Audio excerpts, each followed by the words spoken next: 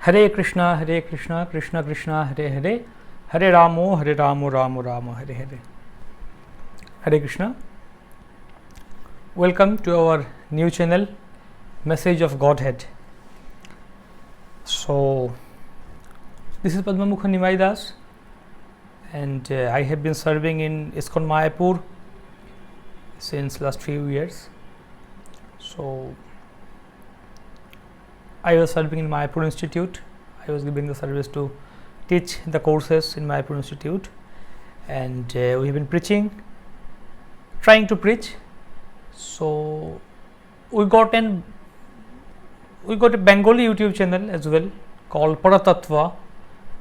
We will give the link in the description, and we got quite a good response from the Bengali community. We got around 1.2 lakh subscribers there, and Bengali devotees or newcomers or well-wishers from all over the world, they are watching that. And so recently I made a video there that what I learned from Brahmachari Ashram, my 7 years of staying in Brahmachari Ashram. So I joined in the Brahmachari Ashram at the age of 19 in 2013, and I got my Brahmachari training and in ISKCON Pune, and then I was fortunate to go to Govardhan Eco Village, Bhaktivedanta Vidyapith, where I was given the opportunity to study Srimad Bhagavatam for 2 years and Chaitanya Charitamrita. After that I came to Sridham Mayapur and joined in here as a full-time devotee, and I got some services here in Jayapataka Swami Gurudev Publications, and later on Mayapur Institute teaching the courses as well. So recently I have decided to shift my ashram, change my ashram from Brahmachari ashram to the Grihastha ashram, the next ashram. And so we have been preaching on YouTube, and we have these devotees following us, hearing Krishna Katha, the message of Godhead, in our Bengali YouTube channel. So as I was in saffron, so as everyone was used to see me on saffron, so I just changed recently in white. And so to my viewers and the devotees who are following us, I made a video for them that what I learned, my experience and learning lessons from staying in Brahmachari Ashram for 7 years, and from the Bengali community and devotees, they liked it, appreciated it, that particular discussion. And so I thought, why not share this as well in English also? Let this be here. Those who are interested, they can listen to it. This is not something like hi-fi thing I am going to speak, but a basic, a few things I want to speak about that, my lessons from Brahmachari Ashram, from Shastra, how it should be, and in practical society, how actually it's being practiced, what I think about this and what was my experience. A few things I would like to share, a few bullet points I would like to share. So in Bengali, first of all, I made a video, and devotees liked it and appreciated it, and various comments came, and there was a small misunderstanding with some people, some devotees, aspiring brahmacharis, got a little bit misunderstanding on a particular point. Then I made another video, another discussion. So both are there in Bengali in our YouTube channel. Those who know Bengali can visit that, and if you are interested, you can watch them, because there I spoke elaborately in large. Here I am thinking to speak in brief, in short.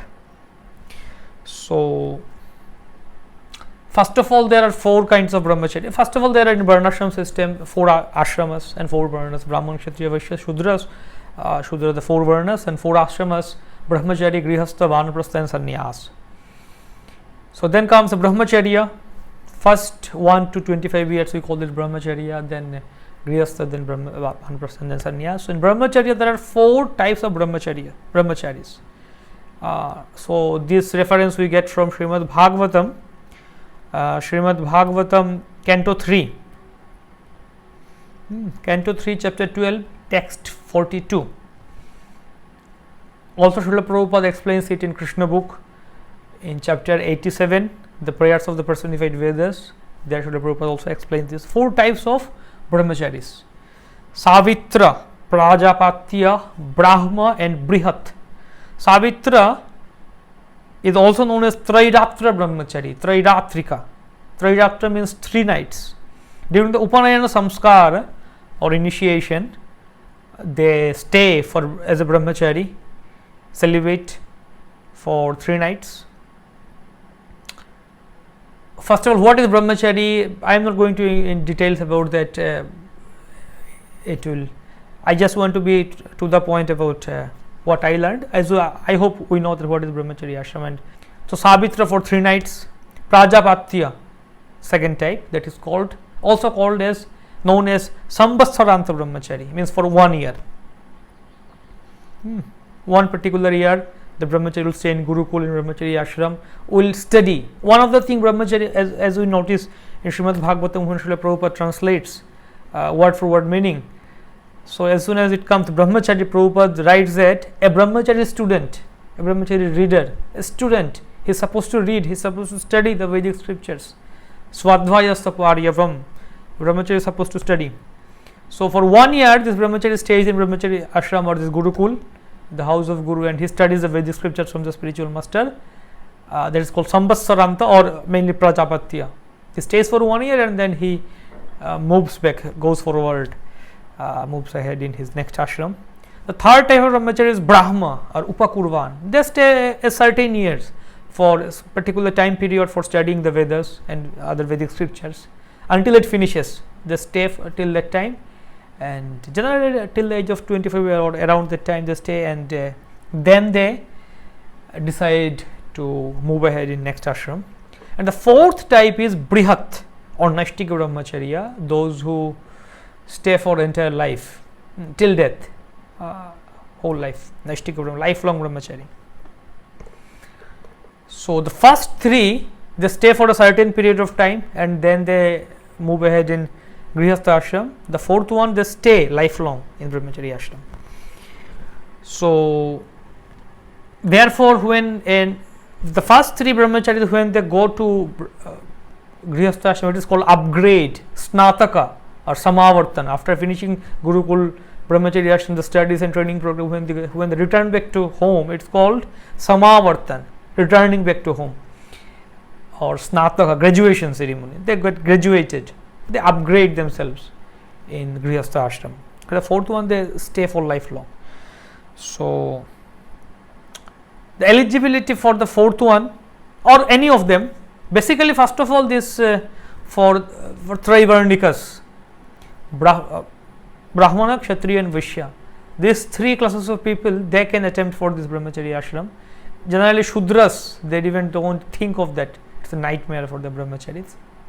So generally the Vaishyas and Kshatriyas, they stay till this Brahma or Prajapatya, and the Brahmanas, they can continue, others also like that. So generally Brahmanas, they continue for the Naishtika brahmacharya lifelong, and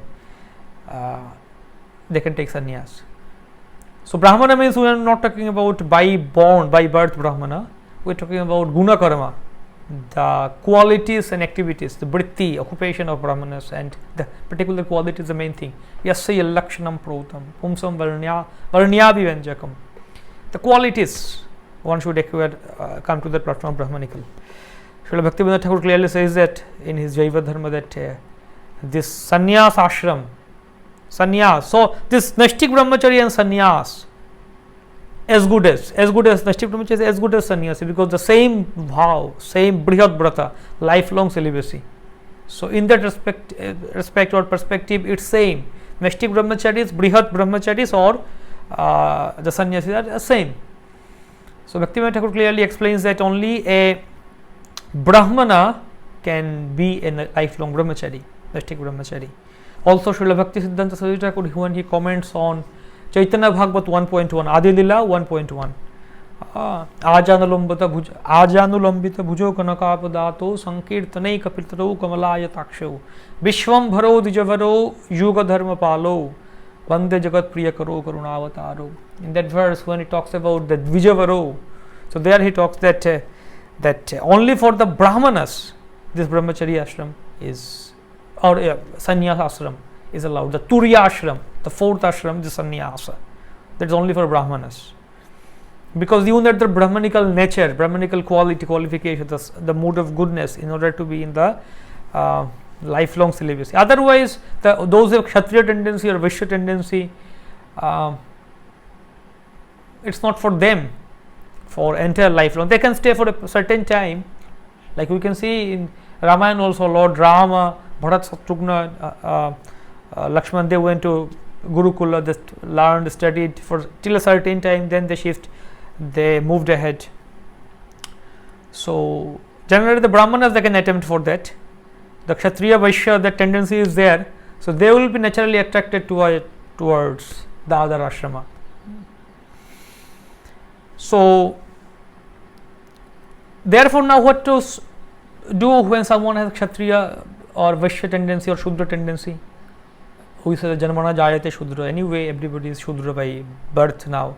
Even we are getting contaminated in this material world before even coming to Krishna consciousness. In our childhood itself, we are contaminated through various things, TV and these and that, movies and Bollywood. Different things are contaminating people before they come to even their boyhood or something like that.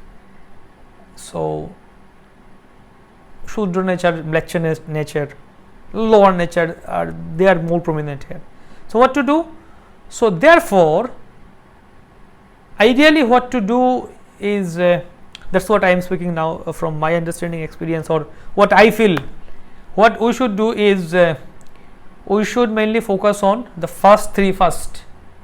Trairatra, first of all we should inspire or tell a devotee that he should try for the first one, attempt for the first one. Trairatra or the Savitra, 3 nights, during the initiation, fine. Then we can tell a devotee, well, of course, who is the unmarried and tell a devotee that you can come and join in Brahmacharya ashram and stay for 1 year. You can attempt it for 1 year, Samvatsaranta Prajapatya. Go through this 1 year training program, study Bhagavad Gita, Bhagavatam and the Shastras, and go through the training, do the course like Bhakti Siddhanta courses are there. You go through this training program and do book distribution service, and different kind of menial services are there in the training program in Brahmacharya ashram. So it's Brahmanical engagement training program, directly Krishna conscious service, full-fledged uninterrupted devotional service.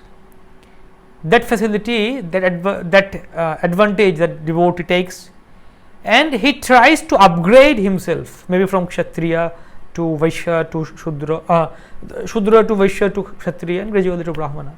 1 year time period is there, Samvatsaranta. Then after he goes to this 1 year training program, Brahmacharya training program, studying in Brahmacharya ashram Gurukul, then he should decide of what to do. Next stage is that Upakurvan or Brahma Brahmachari for a certain time till he finishes studying the scriptures. So then again we can extend that period, maybe 2 years or 3 years or 5 years. It can be mutually decided based on the authority or the guru, spiritual master, and the particular candidate, that brahmachari. They can decide, okay, I want to stay for next 3 years or 4 years. I want to go through that and continue my study and get the training, get a concrete, solid foundation of my spiritual life during this period of time. A full-fledged, uninterrupted devotion. I should experience that. Ananya Kevala Bhakti. So what is Kevala Bhakti? Now in that context, let us discuss that when we study the commentaries of Acharya Srila Balabhadra Vidyabhushan, Vishwanath Chakravarti, and other Acharyas, they talk about 3 types of bhakti. Actually, Srila Vishwanath Chakravarti is very strict. He says only 2 types. The third one he doesn't consider at all. So what are the 3? First one, topmost one is Kevala Bhakti, second one is Pradhani Bhuta Bhakti, and third one is Guni Bhuta Bhakti. What is Kevala Bhakti? For example, we have a glass of water, a glass of milk, a glass of milk. But we know that glass of milk means what? It's not pure, it's mixed with water, or many of the things that mix in this current age, this powder, that powder, different things. So a glass of milk mixed with water. So now question comes that how much water, how much milk? Suppose 70% of milk, 30% of water. Then what do you say? What do we call this glass? We call it milk mixed with water.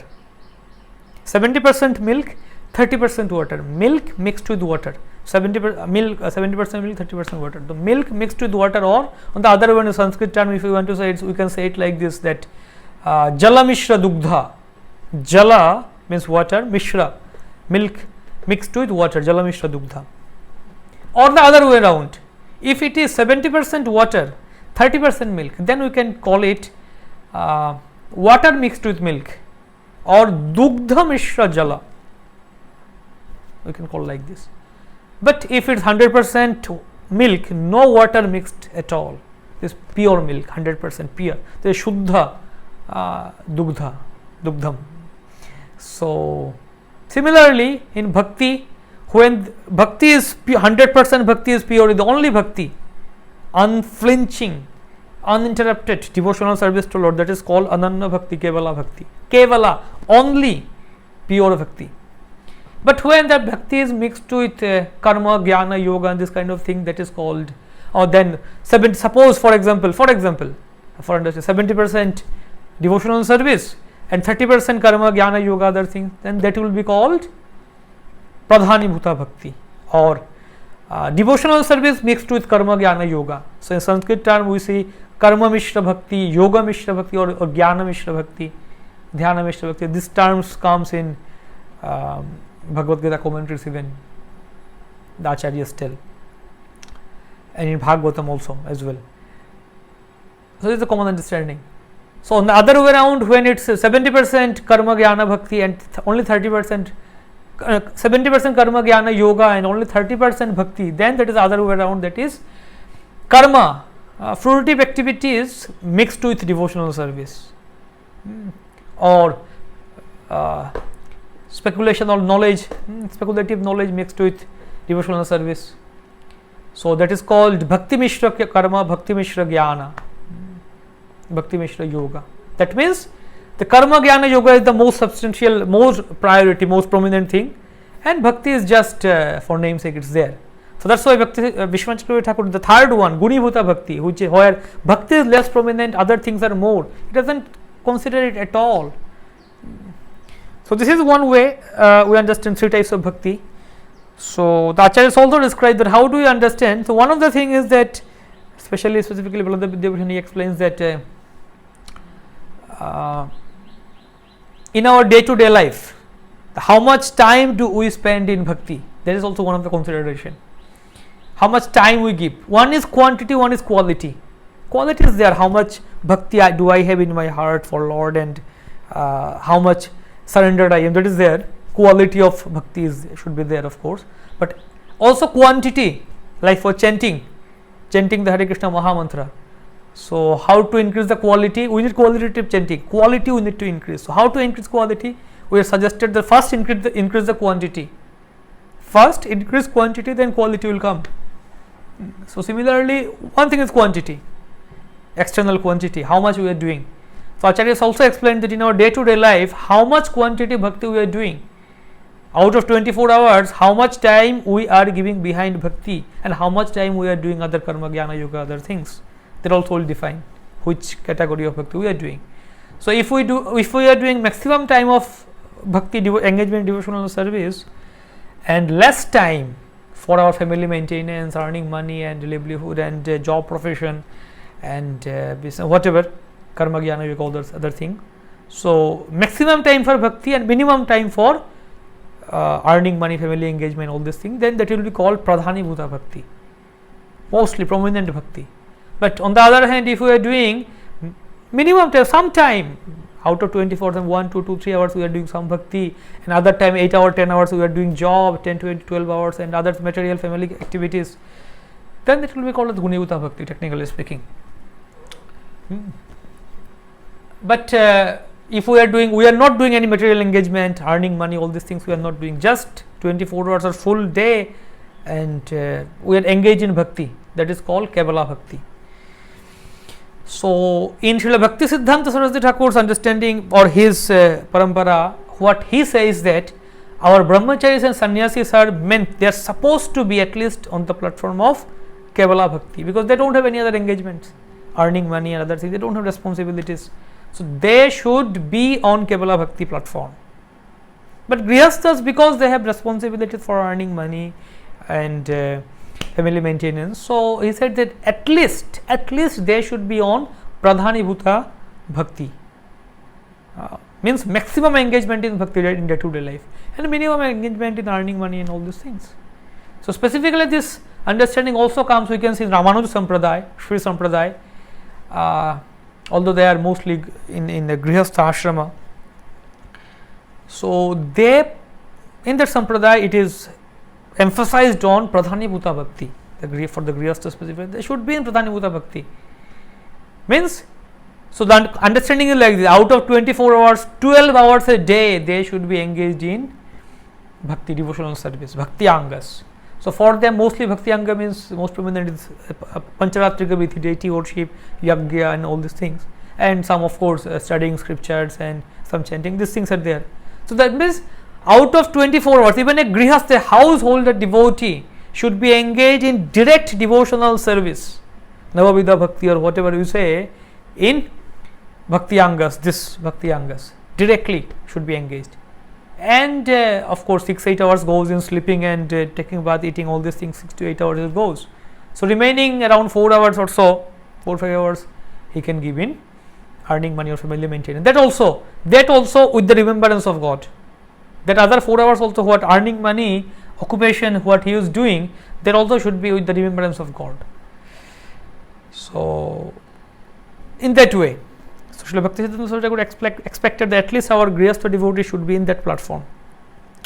So in that perspective, a brahmachari, Nashtik brahmachari and a sannyasi, they have higher opportunity because they don't have any other responsibilities, liabilities. So they can be fully engaged 24 hours a day, technically speaking, and even sleeping time also. They sleep to take rest. They give rest to the body, for that they become rejuvenated, refreshed to serve Krishna again in that consciousness to go. So in that case, of course, those are Nashtik brahmacharis and sannyasis, Brihad Vrata, that is called highest, the highest ashrama, But those are in Upakurban state, they can come in later on Grihastha ashrama. So that's what, when we arrange a system like this, training program, and we make this sure, or we tell the devotees that okay, you come and first attempt for this Tridatrika, Savitra brahmachari, and then Prajapati, and then this Brahma brahmachari ashram. Then they have particular goal, okay, I have chances.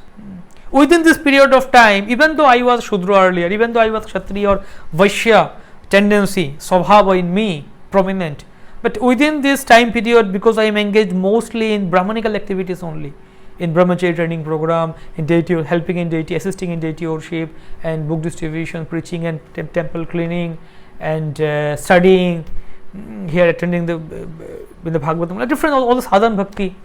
This is Brahmanical engagement. So within that period of time, this particular candidate, he comes to know that whether he will be able to continue for lifelong in this Brahmanical standard of life, Brahmanical way of life or not. He will come to know, and the Brahmachari ashram authority also, or the Guru also will come to know that this particular candidate, whether he will be able to continue lifelong celibate monk, Brahmachari in Brahmanical standard or not.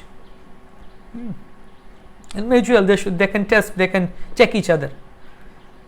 So then after 3 or 4 years of Upagruhan Brahmacharya, third Brahma, that category, they can decide, okay, now I can move ahead in the next ashrama.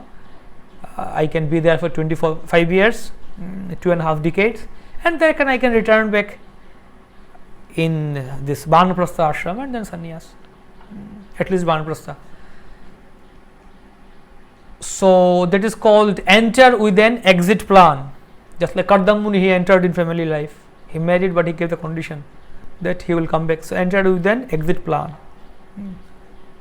That should be there. So Srila Bhaktivinoda Thakur in his Jaiva Dharma, he describes that. He talks about this. He says at one point of time that the household situation is a school for the jiva. Chatushpati, he calls it Chatushpati in Bengali.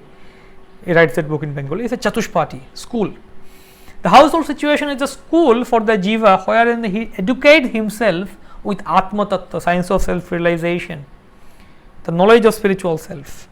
Once his education is over, he may leave the school. So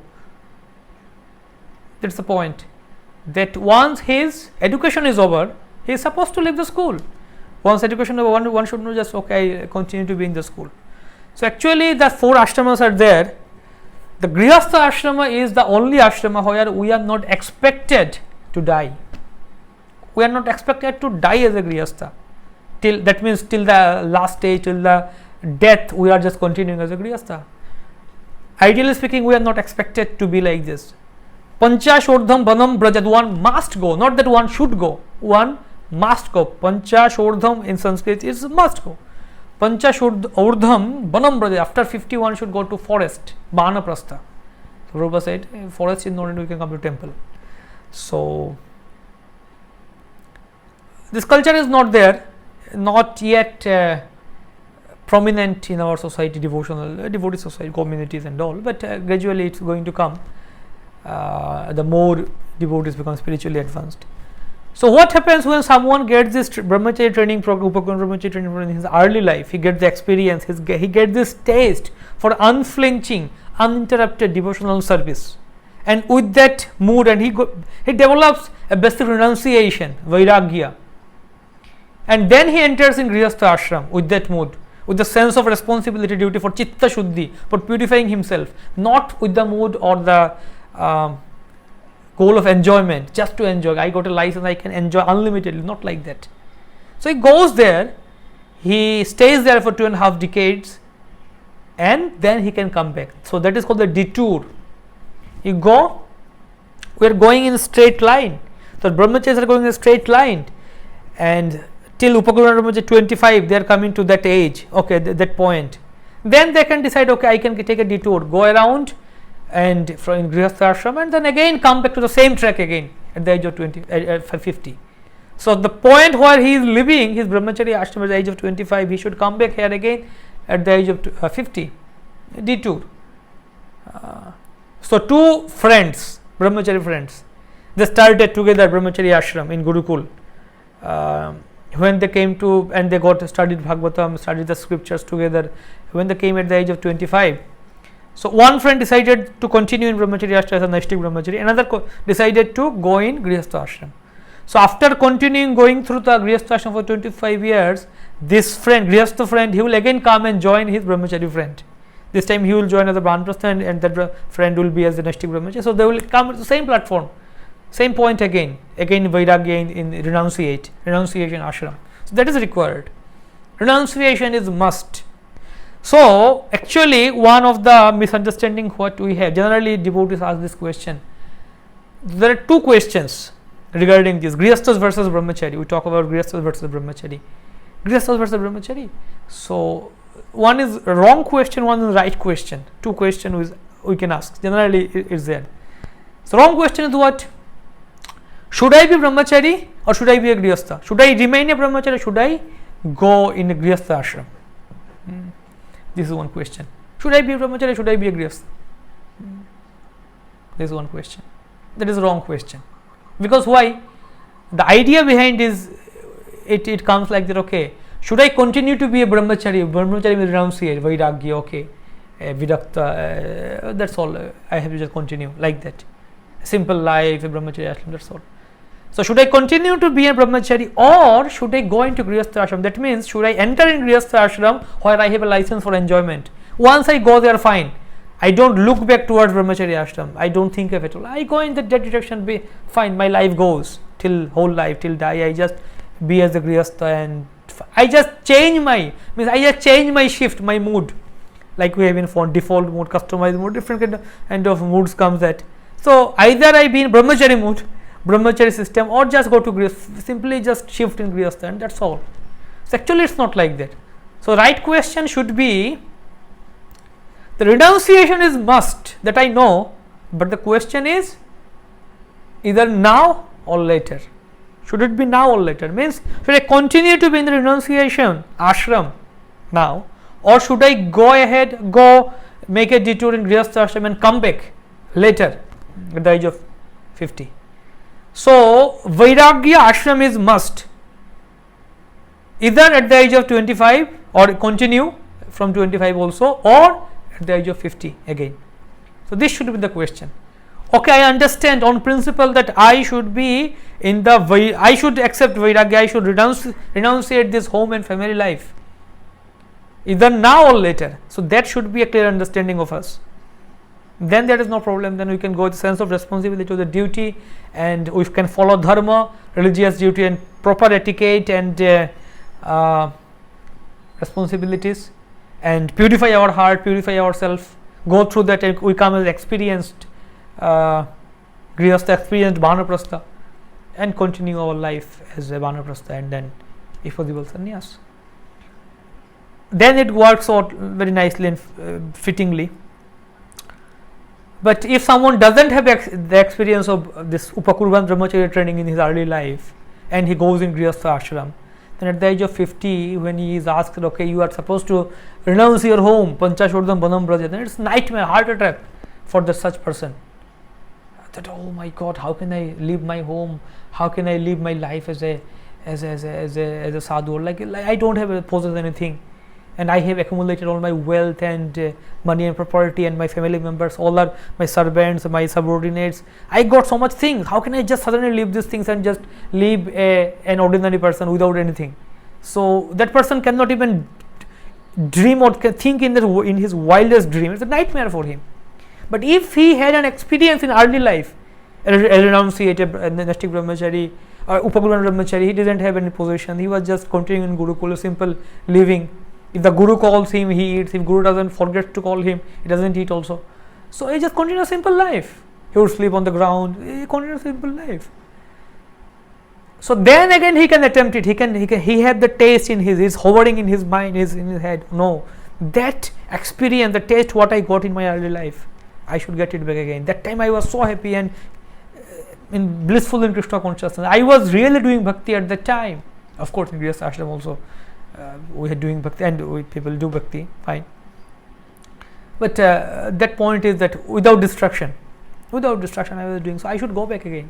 So here he had that hankering in his heart. One who continued as a good Upakurvan Brahmachari, he can be a good Grihastha, and he can be a good Vanaprastha. So that is the proper way. But in our devotee society, what happens is that we have a few other types of Brahmachari. One type is called aimless Brahmacharya. What is aimless Brahmacharya? Means we are just called, come and join the Brahmacharya ashram. For how long? Oh, continue, whole life. We call whole life. But and then the devotee continues, service going on, continues. Then after some time he finds out that actually this is not meant for me. I am not that much Brahmanical, or I have this Kshatriya or Vaishya tendency, or some other things, many other complications may come up. He may think that better one of the thing is Brahmacharya ashram is subordinate. He should be obedient to authority, Gurukul, the authority. But some people, they may be independent mentality. They have independent mentality. They cannot be under the strict control. So then they need some independence, some own control or controllership. So then they think that for me the other ashrama may be good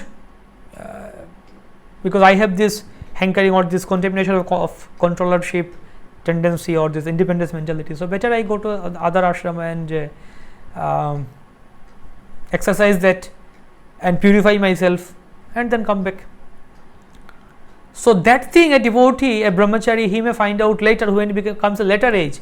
First few years it just goes zoop, it just goes without much thought. Okay, brahmachari, fine, preaching, service, distribution of book, everything goes fine, wonderful. Generally what happens, devotees come at the age of 30 or around 20, above 25, 26, 27, 28, something like that. They come in brahmachari ashram and they go through some training and then the service. So generally when it takes 5-10 years goes easily, then they come and they think that, consider that, try to ponder that, okay, no, actually it's not for me. By the time they become 40 years old or 45, something like that. So then they are frustrated or they are in anxiety. What should I do? I am going closer to my old age, 40, 45, 50. So now should I continue to be in brahmachari ashram? Should I change? So some devotees that think of changing ashram at that time. It's to some extent it's embarrassing and doesn't happen properly. One should do it in proper age. That the age one should renounce home and come back as a Banaprastha, Panchayat the Bandhan. That age he is entering in Grihastha ashram. At that age when one should play with the grandchild, he is playing with the child, that's all. So that becomes a little bit embarrassing. So some devotees, brahmacharis, they think of that at the age of 45, 50. Of course, I pray to those who are thinking like that, doing or did like that. I beg my forgiveness. I am not trying to offend anyone. Just for education purpose we are discussing. I am just sharing my experience, that's all. So I hope somebody can get benefited through that. So at the age of 45, 50, we can see that some brahmacharis either they decide to change ashram, or to some extent, some places this also is seen that sometimes it's also seen that they are frustrated. They said, okay, what can I do now? If I go out, I cannot do anything. I cannot lead a successful or good family life, householder, family man also, and I cannot be also here peacefully, enthusiastically also. So they become frustrated. So they are thinking, okay, let me just pass my life like this, somehow drag on my life. And some people may even indulge in some sinful activities also. That is very, very unwanted, should not be done. So that's why, in order for avoiding this kind of unwanted situations and embarrassment, one should decide in the beginning age, and that's why these training programs and system should be developed so well that he should decide in the quick age. So therefore he should come in the early age. Ideally speaking, one should be in Gurukul since beginning, and then till the age of 23, 22, 23, something like the 25 maximum, one should understand it and one should take the decision, final decision, a clear, concrete, very much strong decision one should take and go ahead with life. If he decides to nesting brahmachari, he should not look back, no second thought that okay, maybe this is better, maybe there, no. By the age of 25 we should have decided finally. But the problem is our devotees, they come at the late age, 28, 29, 30, and then they don't get proper time to decide it. So therefore ideally one should come at the age of 20, before 20 at least. In this current situation also, if one comes right after 18, as soon as possible, if they come after 18, of course someone will study and all, if someone wants to go in the track of study material education, what to say, but which is not needed much. So for in my case, I joined in at the age of 19 and I stayed for 7 years. Now I am going to be 27. So I am fortunate to get this opportunity at the right time. I got this opportunity to go through this training program under good devotees, very exemplary devotees, my teachers. I learned from them lots of things from the associations, and now I am deciding to move in the next ashram, and I very much plan the exit plan, that after 2.5 decades to return back in this again same platform, again same point. So one thing, when I was speaking in the Bengali video, the same things I was speaking, in more elaboration. Of course, here also I am speaking lots of things, but there also I spoke many things. So one point I spoke is that at the end that okay, this Naistik Brahmacharya and Sannyas, it's for rare people, a few people. It's not for everyone. No, everyone is not fit. Just like in a pyramid, Shudras are more in quantity. Then comes Vaishya, Shudra, Kshatriya, like whatever. But at least Brahmanas are the least quantity, number of people in the society. Very less, a very few people. They are Brahmanas, very intelligent and the head of the society. Very few people, Brahmanas. So only those Brahmanas they attempt for Naistik Brahmacharya or sannyas. So just like we can see in Bhagavatam also, the Kshatriya kings, they would go to Vanaprastha at their late age. But we don't see them taking sannyas actually. They continue the Vanaprastha, either separated Vanaprastha or with wife, just like Prithu Archi, they went together, Manusha Shatarupa, they went together for Vanaprastha. But we don't hear in their cases and other kings also to take sannyas order. They are Kshatriyas. Generally Kshatriyas go for Vanaprastha, but they don't take sannyas generally. Only a Brahmanical people, Brahmanas, they take this sannyas. So this like this, only for a few people. So when I said that in the Bengali discussion video, so some Gauranga Sabha candidate, Gauranga Sabha means we have this youth preaching idea that those who are Brahmachari candidate about to join in Brahmacharya ashram, preparing for their they belong to Gauranga Sabha, and those who are in Grihastha ashrama or preparing to enter in Grihastha, those boys, the students, they are put in Nityananda Sabha. So some Gauranga Sabha candidates means those who are preparing to aspiring to join in Brahmacharya ashram, they got a bit discouraged, upset. Oh, this Brahmacharya ashram is only for a few people. What to do? So one of the youth preacher, he told me that okay, like that few Brahmachari candidates, aspirant Brahmacharis got it discouraged. So I made a second second discussion to that, to clarify that we should not be discouraged. Why? Just like we hear in Nectar of Devotion also, Bhav Bhakti is so rare. The 6 characteristics of pure devotional service: Klashagni, Shubhada, Moksha Laghutakrit, Sudurlava, Sandananda Visheshatma, Sri Krishna Akarshani. So this Bhav Bhakti stage, that Sudurlava, very rare, it's very rare. Krishna jodi ছুটে ভক্তে ভুক্তি মুক্তি দিয়া কভু প্রেম না দেন রাখেন লুকাইয়া. Krishna can give you all material possessions, wealth and money, everything, but he doesn't give bhakti very easily. He keeps it hidden. So when I said that, this point. So bhav bhakti is so rare, prem bhakti even the rarest. So that means by hearing that we should be discouraged, upset, oh what to do, give it up. Bhav bhakti and prem shuddha bhakti is so rare, give it up. Manushyanam sahasreshu kaschayati siddhaye, it's so rare. So that means what, give it up? No, rather we strive, we think to be in the rare category, the minority, the elitist or the minority.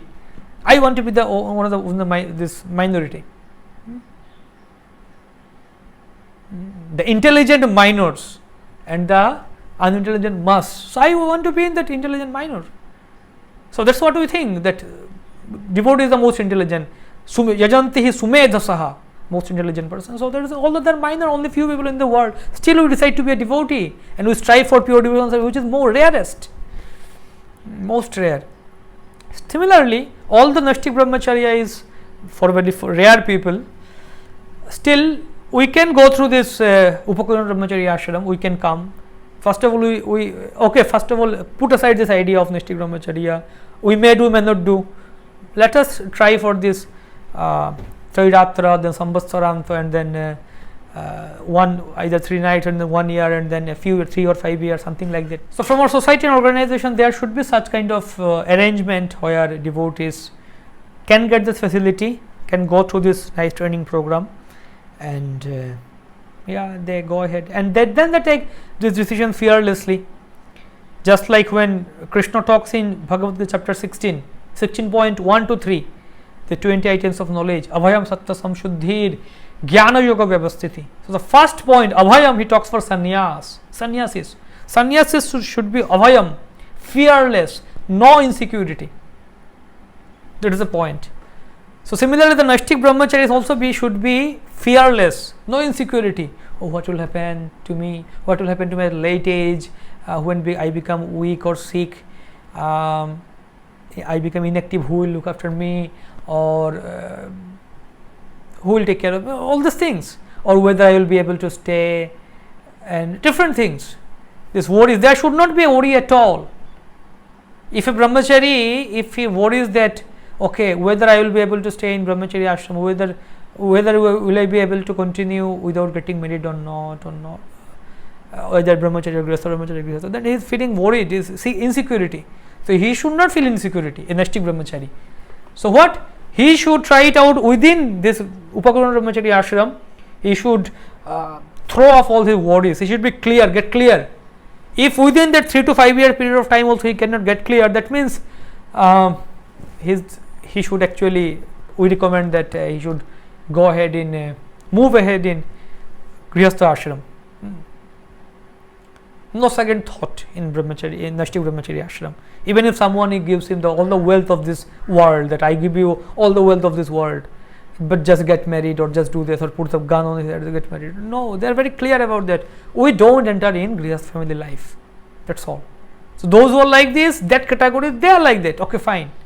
But those who have some fear in that, no, whether to do this and indecision, they should clear it off within 3 to 5 years. So then we won't have some unwanted situation, embarrassing situation that brahmachari is leaving ashram at the age of 50, or sannyasi is leaving or fall down. All these things what we saw in the history of devotee community, these things will not be there. One should not overestimate himself, one should not underestimate also himself. Someone may be fit for Naistik brahmachari, someone may be brahmanical. So he should not underestimate, okay, no, I will be not able to do it.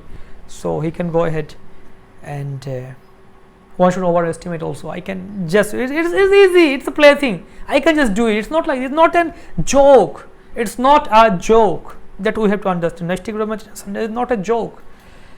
That too in current age, Kali Yuga, 28th century, 21st century, and the modern technology, all these things. Of course, I am not going into details in all this in the area. Everybody understands, experiences it. How much distractions it is. Distractions are there available in the society. You are going for preaching, so much distraction outside. Just step out of brahmacharya and step out on the street. For even if you are going for preaching or program also, so much distractions. So difficult it's. So that's what one should go through the training program, and one should check himself that how much he will be able to continue within short period of time. You should come to the decision, pakka decision. So yeah. So why I am speaking I spoke all these things. Actually, I spoke my target audience is my target audience for this, what all I spoke till now, is upcoming brahmacharis, aspirant brahmacharis, those who want to join in with what, like when I joined in, I was not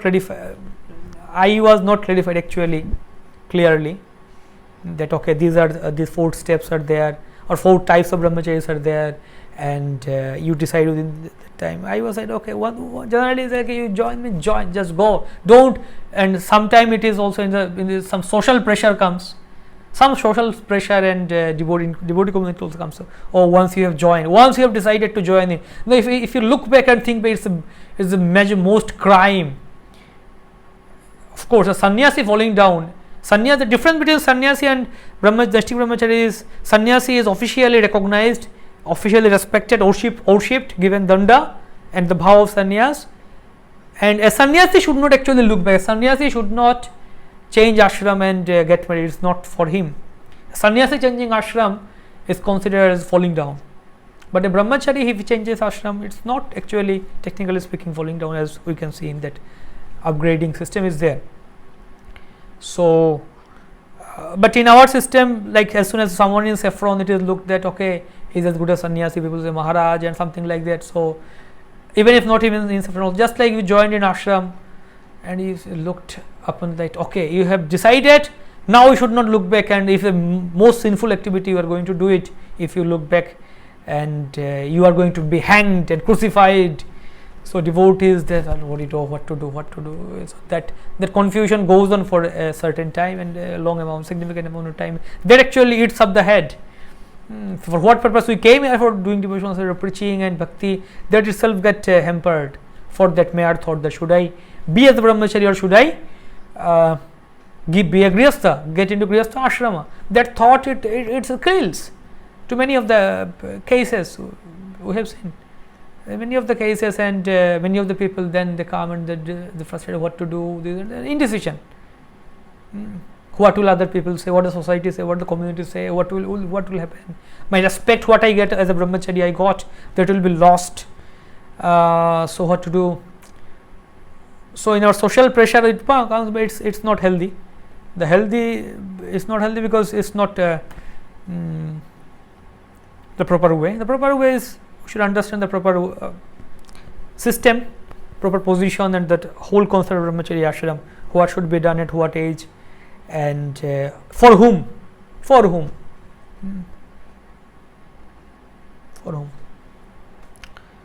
So whatever. So one point is that, last point is that, okay, some question may come that somebody may, so why did you waste your time these 7 years? Why to waste this time? You are changing in going into grihastha ashram. If you would continue as a in family life, continue study and doing job, by this time you would be in the higher career, in professional front, higher career, you would earn lots of money. What will you do now? And why did you waste your time being in brahmacharya ashram? Actually, it's not wastage of time. Rather, this 7 years of time what I spent in brahmacharya ashram was the most valuable time in my life, the most important period of my life, because I got the foundation of my entire life in this brahmacharya ashram training program in this 7 years period of time. The study program what I went through, studying Bhagavatam, and I tried also to teach and preach Bhagavatam. So the experience what I got, these will remain the inspiration. This will remain the driving force of my entire life.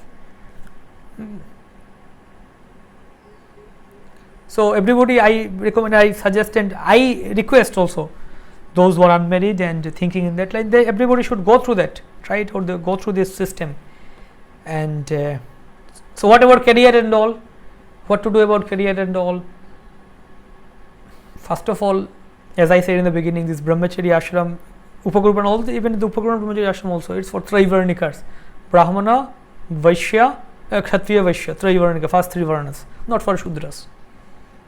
So the career and professional front is basically for Shudras, doing a job. Job means paid job under someone else. That is for Shudras. According to Bhagavatam, I am not saying of my own speculation, it's Bhagavatam point. Shudra will only do a job under someone else. Other Trivarnikas, Brahmanas, Kshatriyas, they will not do job. So those who think of profession and job and career, first of all, they are not fit for the brahmacharya ashram. They should not come here at all. They can continue as a good job holder, and they can donate their money in propagating Krishna consciousness. Fine, go ahead, whatever. If someone is from the Trivarnikas, or at least they want to come to the Trivarnika stage, then he should give up all the worries about job and corporate life, or whatever his academic studies and all these things. He should have that full faith, strong faith on Prabhupada and the Parampara and Acharya and Shastra and Krishna, that okay, I should dedicate my this time for Krishna, this more peak time, my youth, the time of learning, education, this time I should give for Krishna, dedicate for Krishna, for learning and going through the wonderful program of brahmacharya and training, creating my foundation of my life. And then we'll see what will, after that I can maintain my life in either the Brahmana, Yajan, Patan, Brahmanical occupation, or the Kshatriya, or the Vaishya also, Krishi Gaurakha Vanijya. Prabhupada wanted farm community, devotees to be in, grihasthas to be in farm. Prabhupada said, I created city temples for brahmacharis and farm for grihasthas. So those brahmacharis, upaguna brahmacharis, they want to enter in grihastha, they can move in a farm and they can do farming, self-sufficiency, they can learn farming, they can do farming, and like that, and they can continue to act as the Brahmana, and Krishna will arrange for his livelihood and all. And go ahead. One who has faith, such faith, he can come and attempt for that. So for me, it was, I think that this was the best period of my best decision I took 7 years back to join the Brahmachari ashram and went to this program. I don't regret for my decision that okay, I wasted my 7 years. All my friends, those who didn't join in ashram, they continued. Now they are in the professional forefront. They are earning high salary, and they're doing nice job and all these things. What will I do? I don't have that worry and tension. Rather, I feel fortunate to be in that position that I got this opportunity. So enough of today, and thank you for being with us here in this channel. We just create a new message of Godhead. We will try to preach this Krishna consciousness as we understand, yathamati yathashrutam, to share some of the things what we study from Srila Prabhupada's books on this through this channel. Please stay tuned with us. Thank you very much. Hare Krishna, Krishna Krishna, Hare Hare, Hare Rama, Rama Rama, Hare Hare. So I beg blessings from all the devotees for my upcoming ashrama and for my progress in spiritual life, and I beg forgiveness from anybody and everybody, those if I have somehow with my either with my word, speech, with my actions or my mind I offended someone. I beg forgiveness from all of them. Thank you very much. Hare Krishna.